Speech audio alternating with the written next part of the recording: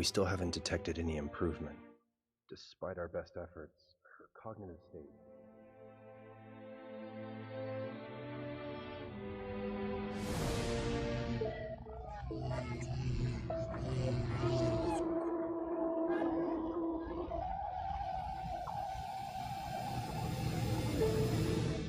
My Hero Academia Vigilantes has just come out with its episode 10, and we just got the biggest lore drop of probably the whole season, with Freaky Fist Grandpa has a wife and possibly a kid, and a deep connection to the B quirk user. In this scene, we see him talking to his wife very solemnly, and she's unable to respond. She does have some mental capability, so she's not totally dead, although she doesn't seem to be totally alive either. She seems to be off in a fantasy world, and she seems to be talking to her child? I'm not entirely sure what happened to the child, but we do see a scene that I have just shown you, her laying on the floor. I'm hoping the child happened to run away whenever this happened. We just haven't found the child yet. We'll have to find that out later in the series. Of course, our Spike Boy shows up, and he's trying to be kind of like a big hero here, trying to figure out any information he can about the B quirk user, because he's secretly in cahoots with Freaky Fist Grandpa, and one of her classmates approaches him and asks, "Hey, what do you want with Hachiska?" And she turns into this slumped over form, and a whole bunch of bees come out. I'm not sure if that indicates that she can control people with her bees. Seems almost like she can. Either that or this girl was very loyal to Hachiska, and Hachiska filled her with bees, and whenever the bees came out, she became nothing but a puppet that had no strings. I don't know, but I'm guessing the fact that they hint later on in the episode that this girl was just found here basically dead, that this girl's been dead for a while, just controlled by bees, which is dark. Then we get this award-winning scene with Freaky Fist Grandpa and Spike Boy both just talking to each other like regular. I think his name is Oguro. It's a fake name, but he's just here talking to him like normal, and he's not in costume or anything, so this kind of draws a link to whoever he is currently and the Freaky Fist Grandpa identity. But I'm guessing he's not too worried about it, because it's just some guy he's beat up before, so like 1 in a million chance, right? Although he doesn't give him his real name, so it's one step removed, but people can see you two together, but I'm guessing he's not worried about that. Later, the Crawler approaches and kind of talks to the whole gang, and everyone seems to be getting along. The lizard guy is making fun of Popstep's skirt, and him and the flame guy are getting along, and Spike Boy just walks away.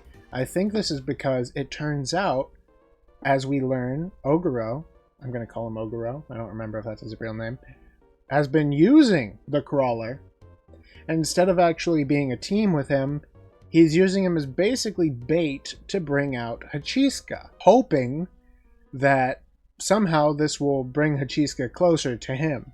Also, Popstep has now been offered a gig at a convenience store. So she's going to be able to sing at the top of a convenience store roof, and she wants to ask Koichi if she should do it. Of course, in typical Koichi fashion, he has to ask someone else to come up and help, which turns out to be the right move here, even if Popstep didn't actually like that he did it. And she goes straight to manipulation, so now she has the #1 hero in America coming to this convenience store opening, so then Popstep can get a bigger show. And Popstep is now all nerves. She is freaking out, and they want her to do the opening song to the convenience store, which is pretty cute.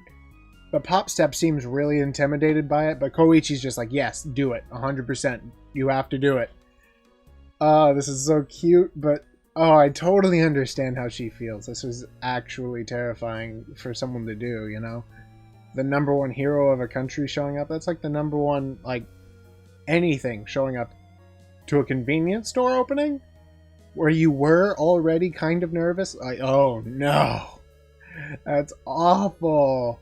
But, you know, it's going to be huge for her career if she pulls it off. I'm just scared for what's going to happen with Hachiska, because she did make an offhand comment about being interested in the event. We don't know. Not yet.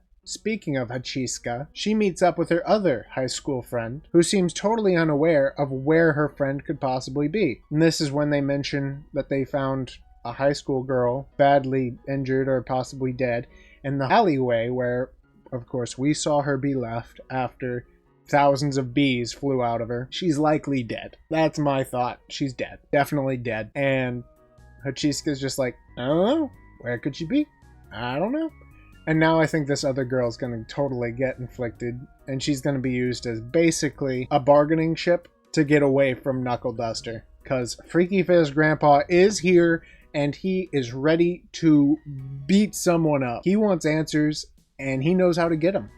He knows how to get answers. He beats people up for fun. What do you guys think is going to happen next episode? What's the most exciting part of this episode? Did you guys think it was funny that Popstep was freaking out so much? Do you think that Hachiska is going to get beat up? Do you think she's going to make a big problem at the convenience store? Do you think that Knuckle Duster is actually using Koichi and he doesn't actually care about them? Leave your thoughts in the comments, and until next time, I'll see you guys in the next video, and have a blessed day.